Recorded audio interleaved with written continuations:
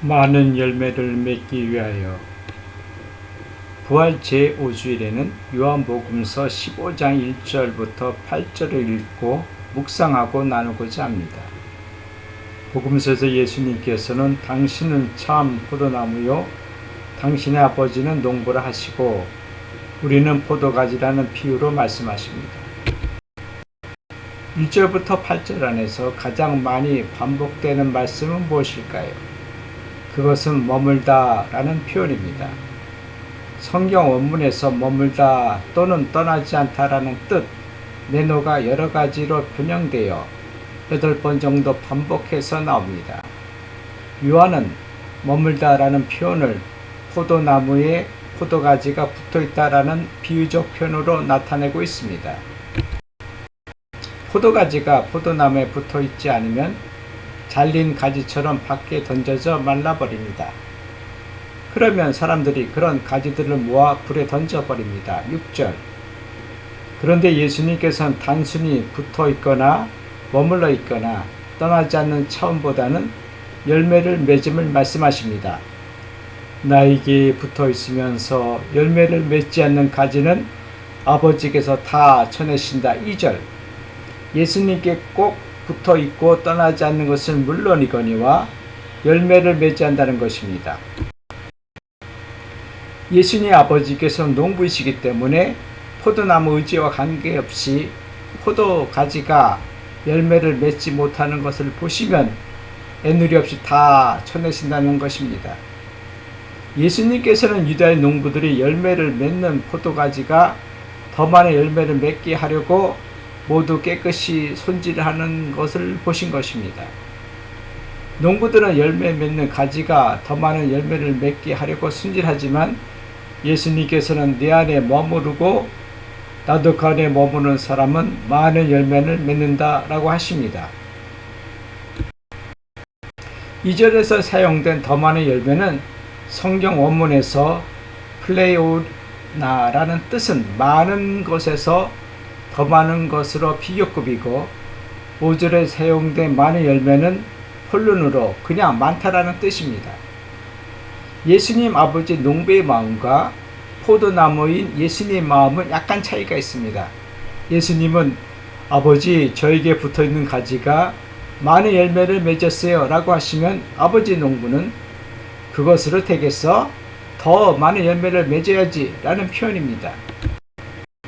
유다인 농부는 더 많은 열매로 더 풍요로운 삶을 기대하지만 예수님은 다른 마음을 가지고 계십니다. 더 풍요로운 물질이 더 풍성한 삶을 보장하지는 않습니다.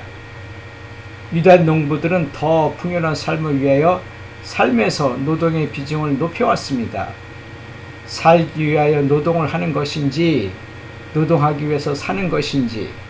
그러나 유대한 어부들은 그날 물고기를 많이 잡으면 잡은 대로 덜 잡으면 잡은 대로 받은 삶 자체에 만족하며 살았습니다.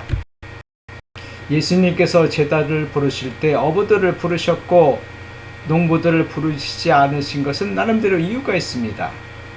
농부들은 마음 어느 곳에서 자신의 노력으로 그리고 인간적인 노력으로 더 갖고자 하는 마음이 있습니다. 오늘날 일부 신앙인들이 삶 속에서 주어진 바에 만족하지 못하고 욕심을 부려 화를 자초하는 것은 좋은 일입니다. 많은 열매를 맺기 위하여 더 많은 열매를 맺기 위한 욕심과 수로를 터는 것입니다. 예수님께서는 밀과 가라지 비유를 통하여 가라지가 밀밭에서 자라는 것을 허용하시는 분입니다. 행여 가라지를 뽑다가 밀까지 뽑을 어리석음을 범하지 말라는 뜻입니다. 마태복음 13장 29절. 그리고 무화과 나무에서 비유처럼 열매 맺지 못하는 무화과에게 거름을 주고 인내로 기다리는 포도원지기이십니다. 루카복음 13장 8절.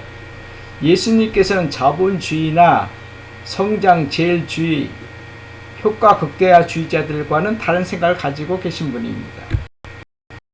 오늘 복음서를 묵상하면서 청하는 은총은 예수님을 떠나지 않고 예수님 안에 머무르는 것입니다. 영성 대가들은 기도할 때 기도를 통하여 원하는 바를 주님께 청하라고 가르칩니다. 청하는 은총이라 말씀드린 것은 기복신앙과 다른 것입니다. 은총이란 자기의 공로가 아닌 하나님께서 거저 주시는 것입니다. 많은 경우 기도를 통하여 구하는 바가 이루어지면 하나님께서 나의 기도를 들어주셨다고 좋아하지만 구하는 바가 이루어지지 않으면 하나님께 서운해합니다. 이것이 구복신앙입니다. 청하는 은총인 예수님 곁을 떠나지 않고 머무르는 것은 여러 가지 함의가 있습니다. 초등학교 입학하기 전 다마나 옆 예배당에서 여름 성경학교 때 마룻바닥에 앉아 열정적으로 예수님 이야기를 들려주시던 젊은 전도사님 설교 시간이 빨리 끝나고 간식 시간이 빨리 왔으면 하던 코 흘리던 시절에서 오늘날 코비드19로 오랜 시간 비대면 예배나 미사가 더 익숙한 요즘 과거 끼리끼리 모인 교회 생활을 돌아보면서 과연 하나님의 뜻이 교회 지도자들에 의하여 전달되었는지 교회 안에서 성령께서 활동하셨는지에 관한 의문입니다.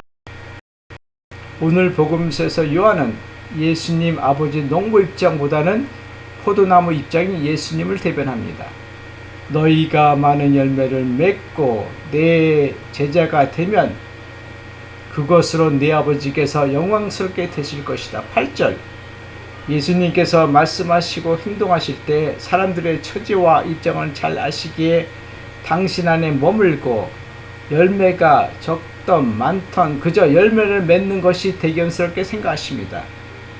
언젠가 말씀드린 바 신앙생활이 너무 힘들고 기쁨과 즐거움이 없다면 한번 깊이 성찰해 보시기 바랍니다.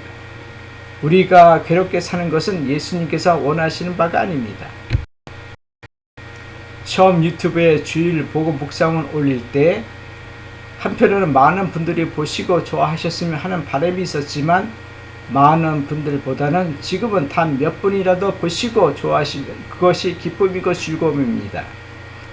참고로 미국 캘리포니아 버클리 예수의 신학대학원에서 신학 공부할 때 예수의 후배인 최영민 베드로 신부도 유튜브에 매주 돌개 TV를 통하여 복음 묵상을 꾸준히 올리고 있는데 제가 올리는 복음 묵상과 더불어 함께 보시면 좋을 듯 합니다.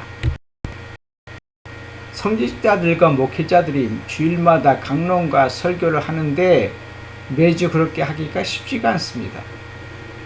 성직자나 목회자들 중 매주 한 번 이상 하시는 분들도 계시고 한 번도 하지 않으시는 분들도 계십니다.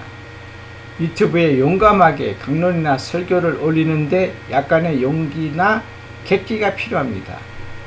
왜냐하면 자기의 신학이나 성경의 깊이 넓이 더 나가서는 영성이 그대로 노출되기 때문입니다.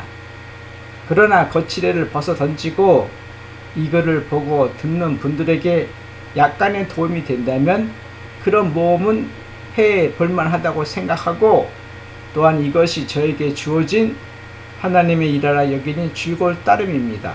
고맙습니다.